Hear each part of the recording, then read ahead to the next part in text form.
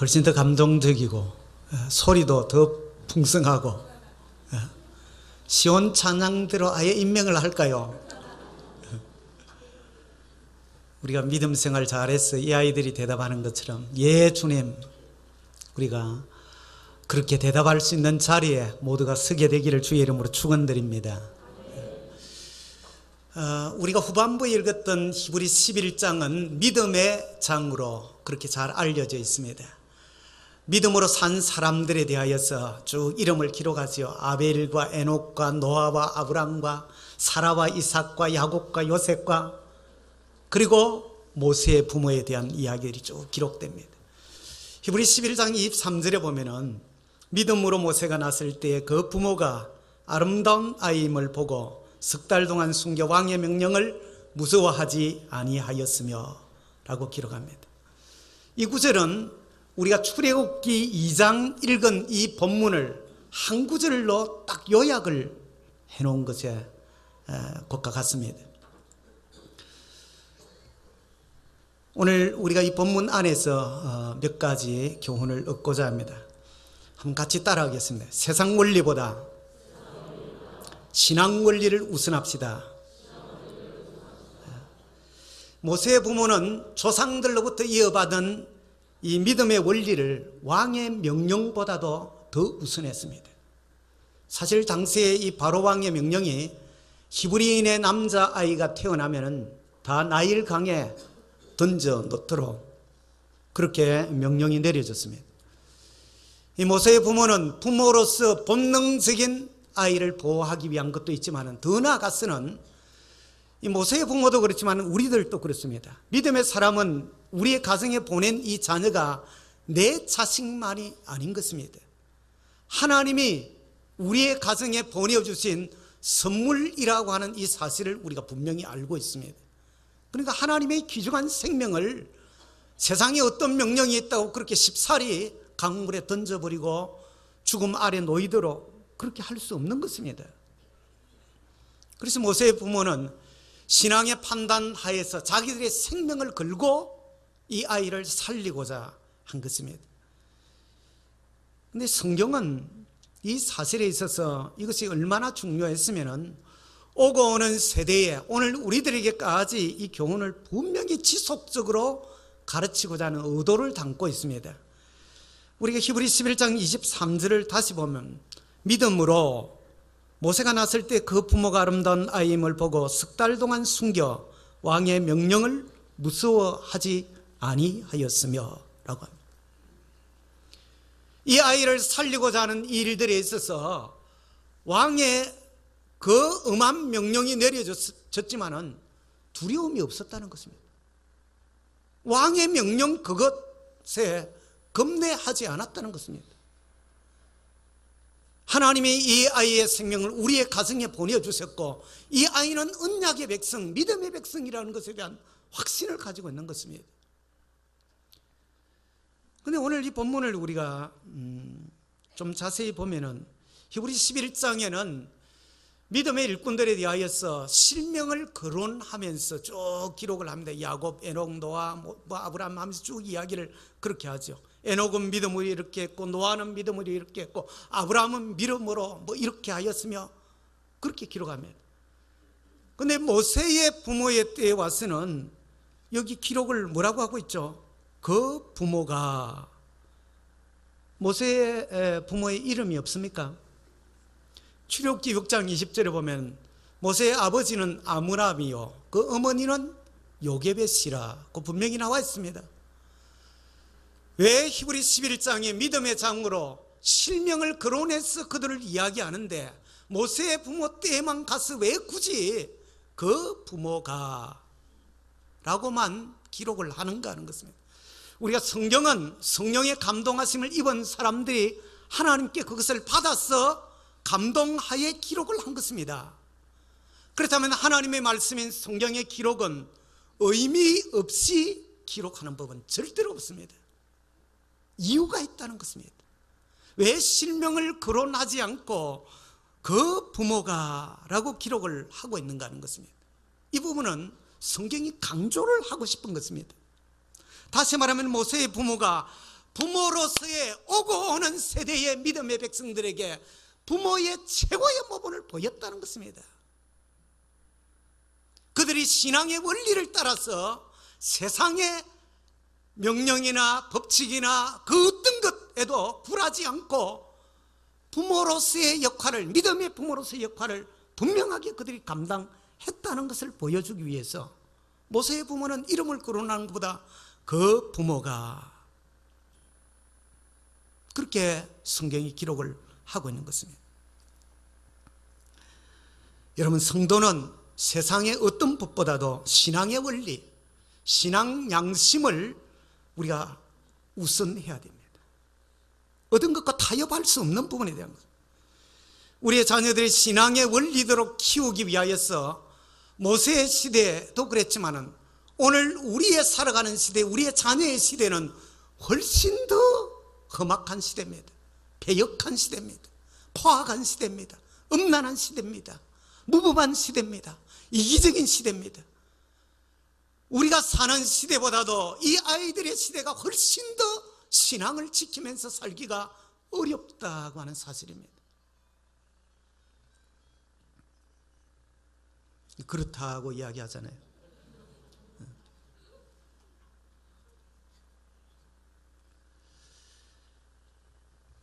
그렇게 위해서는 우리 부모가 정말 손해를 감수하고 고통을 감수하고 손가락질을 당하면서라도 세상이 뭐라고 해도 우리는 믿음을 우선해서 이 자녀들에게 신앙을 유산으로 물려주어야 될 줄 믿습니다.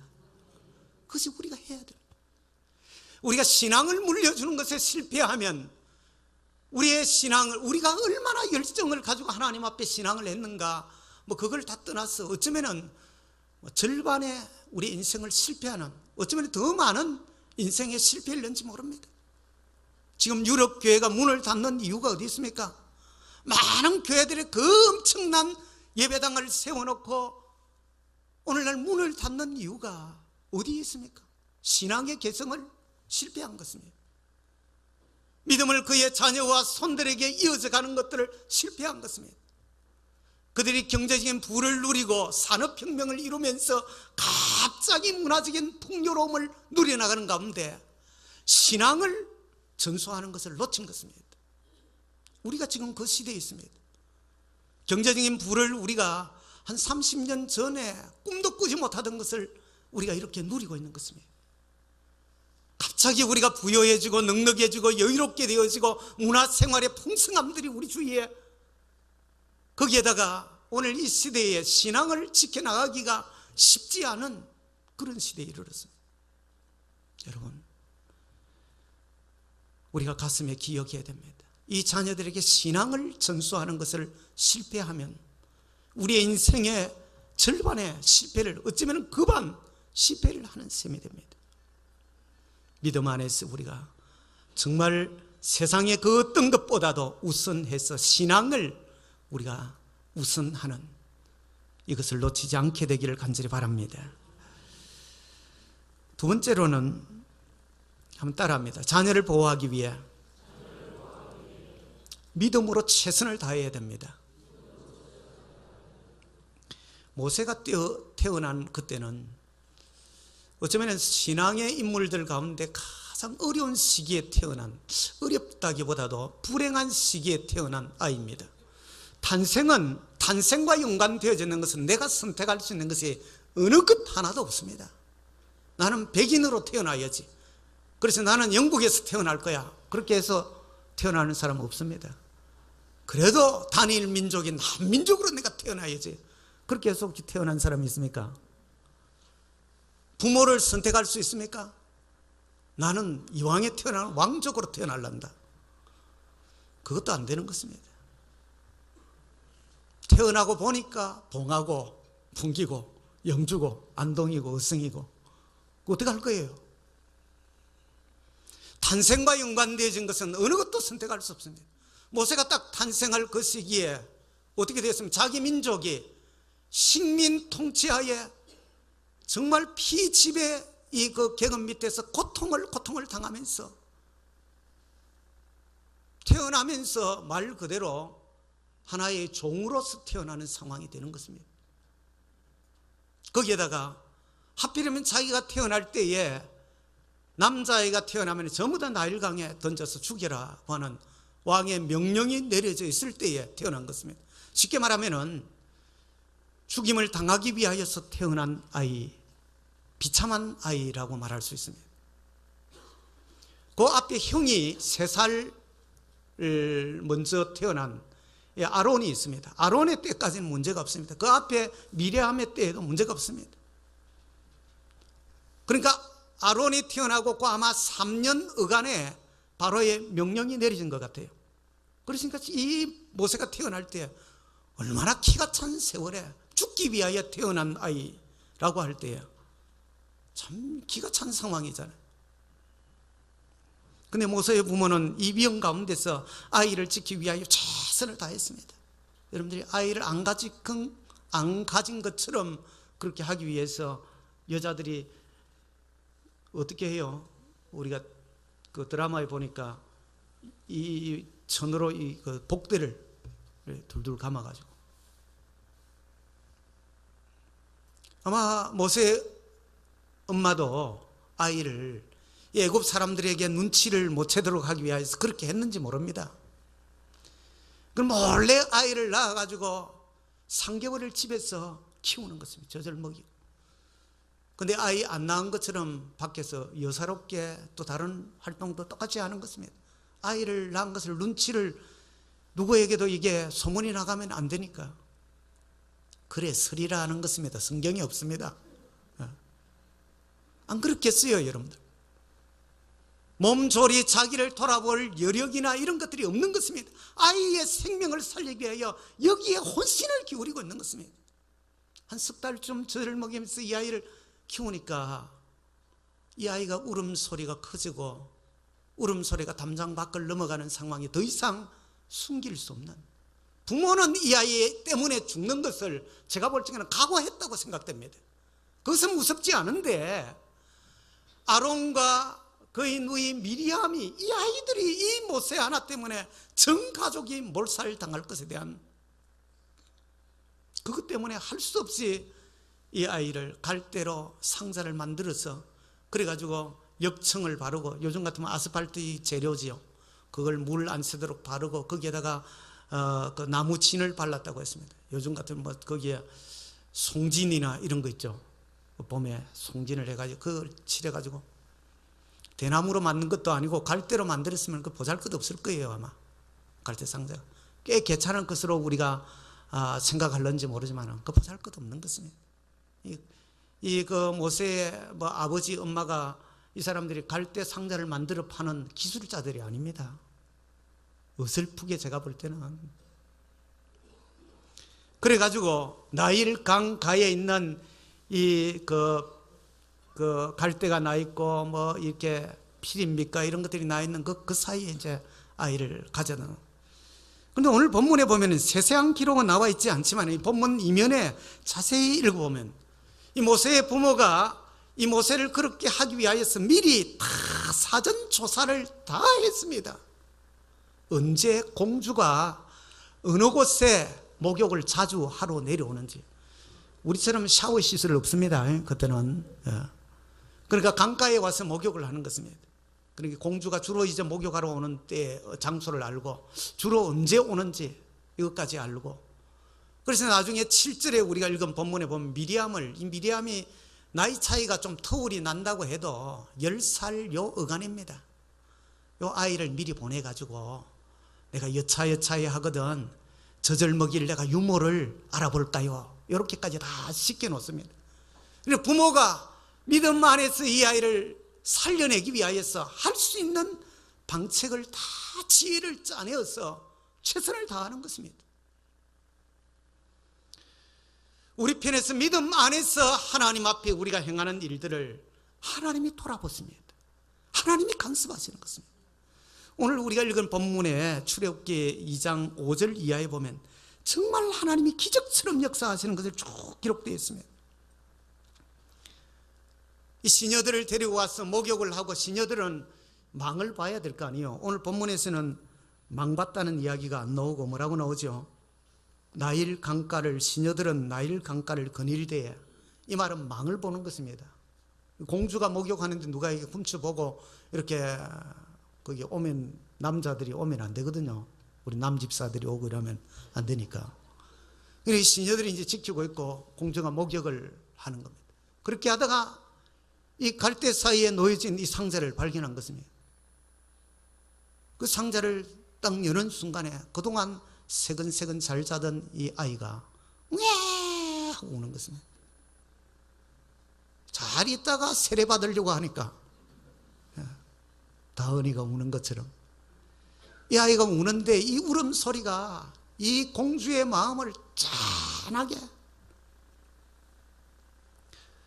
역사가의, 고대 역사가의 기록에 보면은 이때 바로왕이 투트모스 2세입니다.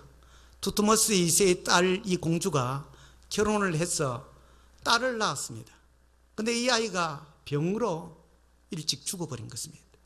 지금 이 공주가 역사 속에서 볼 때에 투트모스의 딸이라고 하면은 아이를 마침 잃어버린 상황에 목욕하러 왔다가 이 조그만 아이를 보았을 때 가슴을 꽉 사로잡는 것이 있으리라고 그렇게 여겨집니다.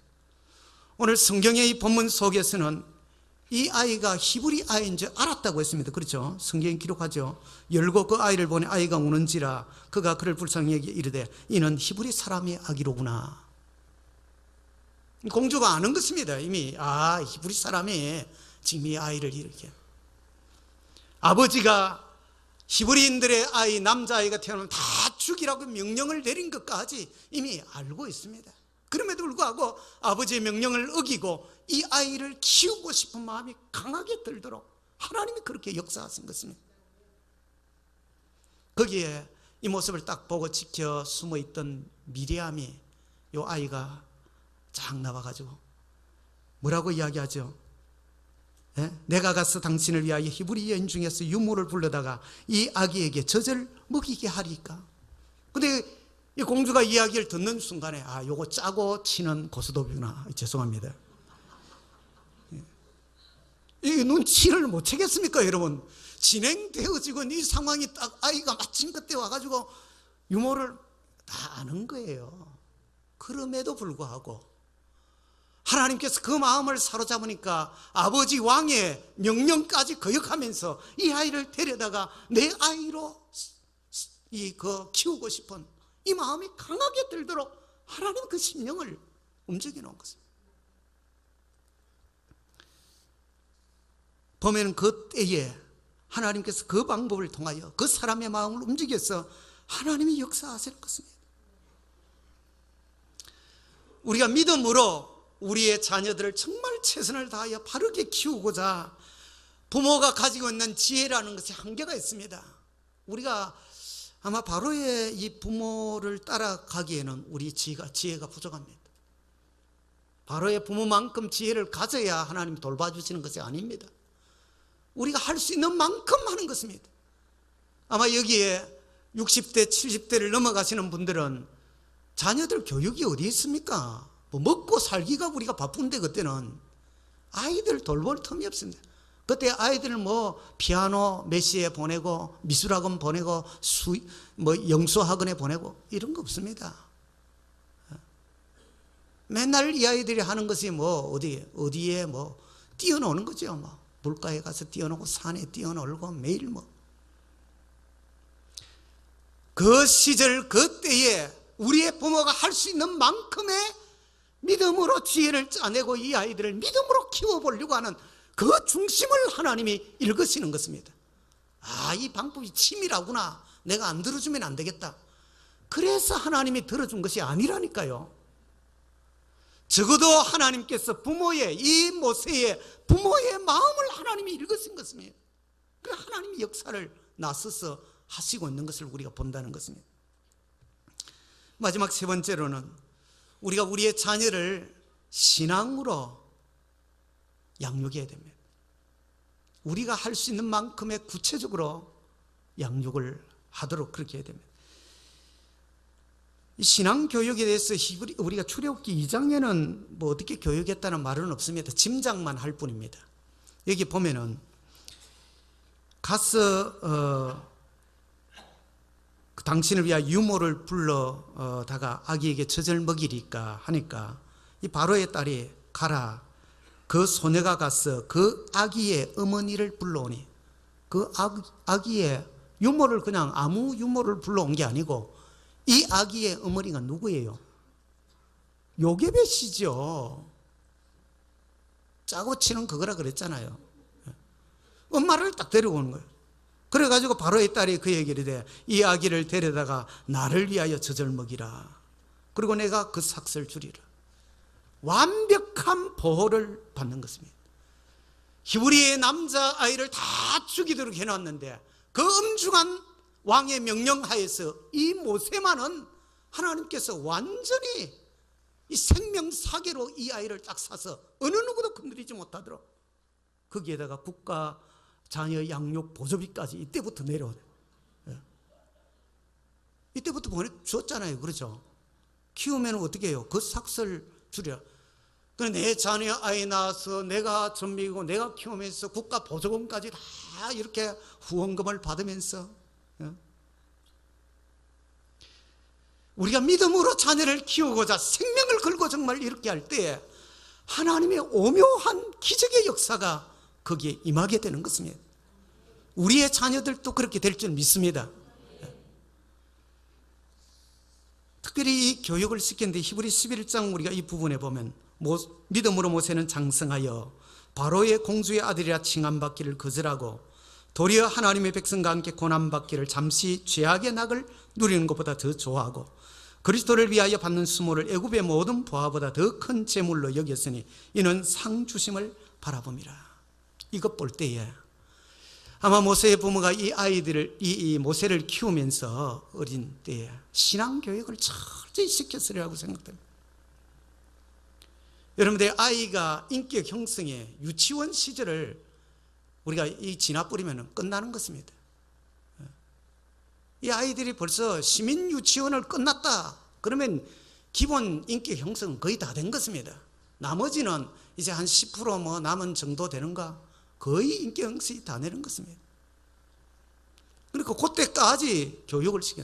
너는 히브리 민족이다. 너는 하나님 보내신 우리가 언약의 백성인 것을 잊지 말도록 해라. 이 아이에게 젖을 먹이면서 너가 이 공주의 아들이 되는 것은 이 세상의 것은 잠시다. 우리가 영원히 나라를 살 백성이다. 세상에 잠시 즐거운 것보다 하늘나라 상급을 보고 살아야 된다. 내가 내 동족이 불쌍하고 어렵게 행하는 그것을 내가 잊지 말아라. 절대 내 동족을 내가 잃으면 안 된다. 이 아이에게 그렇게 가르치는 것입니다. 여러분들이 저절 모세가 이제 떼어서 10절에 가서 보니까 그 아이가 자라면 바로의 딸에게로 데려가니라고 했습니다. 그래서 그 공주의 아들이 되니라고 했죠. 애굽 왕궁으로 들어가서 왕궁의 왕자로서 이제 교육을 받기 시작합니다. 그럼 몇 살 때 들어갔을 것 같아요? 언제 저절을 떼고 들어갔을 것 같습니까? 제가 좋은 예를 하나 들게요. 제가 초등학교 1학년, 2학년 때인데 작은 집에 저는 양자로 갔습니다. 사람이 비실비실해가지고 양자로 저를 이제 작은 집으로 보낸 거예요. 그래서 학교를 갔다 가면 옛날에는 책 보따리 이제 우리 책 보자기 사는 거가 여기에 어깨에 이렇게 메고 가잖아요. 이 아이들이 그때 제가 지금도 너무 생생한 것은 이 이제 한참 겨울초 이렇게 거두고 또 시금치 막 할 때가 한 3월 반이나 한 4월이나 지금 이쯤 됐는지 모르겠어요. 아이들이 이제 개학해가지고 뭐 얼마 안 돼서 막 이런 이 밭에 이 아이들이 가면은 엄마가 앉아가지고 그 밭에 앉은 채로 퍼지러 앉아가지고 이 끌르고 젖을 먹이는 거예요. 그러면은 우리가 빨리 일찍 들어간 저처럼 아이를 학교를 부모들이 옛날에 봐줄 사람이 없으니까 일찍 학교를 보낸 집안이 저희 같은 경우는 7살 때, 좀 8살 때, 좀 늦게 들어간 아이들은 9살 때 이렇게 들어가잖아요. 그런데 이 아이들이 그 앉아가 엄마 젖이 안 나와. 혹시 늦게 동생을 반 애들은 몰라도 근데 그 젖을 빨고 옛날에 먹을 게 없잖아요. 무슨 어떤 뭐 군것질 할 게 있나 먹을 게 없으니까. 근데 저는 그게 그렇게 부러운 거예요. 그 젖을 한번 빨아보고 싶어. 어린 마음에 그게 그렇게 부러울 수가 없어요. 그러면은 여러분들이 이 고대 사회에서 젖을 상당히 오랫동안 먹였을 거예요. 최소 5살, 6살 때까지는 이 모세에게 엄마가 젖을 먹인 것입니다. 아버지가 교육을 시키고 이 아이에게 철저한 신앙의 뿌리를 심어놓는 그 일을 한 것입니다. 어제 우리가 유아세를 하면서 시치문답을 하고 그러고 나서 이 부모들에게 우리 이은호 장로님이 그 교훈적인 부탁을 특별히 했습니다. 이제 자신에 대한 이야기를 하셨어요. 내가 이렇게 참 많은 어려운 상황 가운데 지나오면서 지났던 장로님의 시절을, 젊은 청년의 시절과 또 직업을 가지고 이렇게 한참 이렇게 할 때에 그 직장 자체가 늘 회식을 많이 하는, 늘 이 돌 발파 작업하고 이런 데는 이제 돌가루 나르니까 삼겹살, 우리 집 사람만큼 삼겹살을 아마 그 사람들이 좋아했던 거예요. 삼겹살에다가 그 소주 거기다가 막걸리에. 근데 주초 문제와 이런 것들을 견딜 수 있었고 거기에서 험악한 상시의 상기역 이런 욕설을 하고, 그런데도 불구하고 끝까지 신앙을 꼿꼿이 지킬 수 있었던 것이 뭐냐면, 어릴 때 엄마가 자다가 이렇게 부시럭부시럭 눈을 떠보면 머리맡에서 기도를 하고 있는, 때로는 이 머리맡에 손을 얹고 기도하는 그것이 늘 생생하게 떠오르더라. 신앙의 길 가운데 어긋난 길로 가지 않고 바른 길로 견고히 올 수 있던 이유가 거기에 있었다는 것입니다. 그래서 부모들에게 어제 부탁을 한 것에, 여러분들이 아이를 키우면서 못 알아듣는 것 같아도 이 아이를 위하여 기도하며 키우고 분명하게 참 하나님 앞에 바르게, 결국에는 이 아이들이 자라면은 그것이 이 아이들의 가슴 밖에 새겨진 하나님 말씀이 된다는 것입니다. 여러분, 하나님께서 이 모세를 기적적으로 모세의 왕실에 들어가서 애굽의 역사와 제도와 과학과 군대, 지휘하는 법들, 리더십에 대한 모든 교육을 다 받도록 하나님께서 그렇게 역사하셨습니다. 오늘 우리의 부모로서 품 안에 있을 때에 사실은 우리가 어떻게 해볼 수 없습니다. 해볼 수 있는 것입니다. 품 밖을 벗어나면은 사실은 어떻게 해볼 수 없습니다. 고등학교 땡 졸업하면 거의가 우리가 대부분의 아이들이 다 떠나잖아요. 곁에 둘 수 있는 아이는, 곁에 남아있는 아이는 효도하는 아이들입니다. 또 부모가 정말 어떤 면에서는 또 축복을 하나님이 유보해 주는 시간이라고 생각됩니다. 재수하는 아이들 여러분들이 너무 그렇게 닥달하지 마세요. 1년을 더 남아주는 것만 해도 부모로서 이 아이들에게 감사한 줄 알고 재수하는 동안에 맛있는 걸 더 많이 해먹이도록 그렇게 하세요. 여러분들이 자녀가 품 안에 있을 때 우리가 정말 그래도 영향을 끼치고 이 아이들에게 뭔가 이렇게 말씀 안에 키워나갈 수 있는 것입니다. 품 밖을 벗어나게 되어지면 기도 외에 할 것이 없습니다. 여러분들이 우리의 부모 밑에서, 또 혹은 믿음의 조부모 밑에서 자라는 자녀와 손들에게 할 수 있는 대로 믿음의 교육을 하세요. 여러분들이 할 수 있는 것만큼, 내가 은혜 받은 말씀에 대한 것만큼 이 아이들에게 이야기를 해주는 것입니다. 그것이 이 아이들의 가슴에 잘 박힌 목과 같이 신비에 새겨져서 흔들리지 않는 신앙의 길을 갈 수 있는 줄 믿습니다. 말씀을 마칩니다. 시편 103편 17, 18절을 읽어드립니다. 여호와의 인자하심은 자기를 경외하는 자에게 영원부터 영원까지 이르며 그의 의는 자손의 자손에게 이르리니 곧 그의 언약을 지키고 그의 법도를 기억하여 행하는 자에게로다. 무슨 말입니까?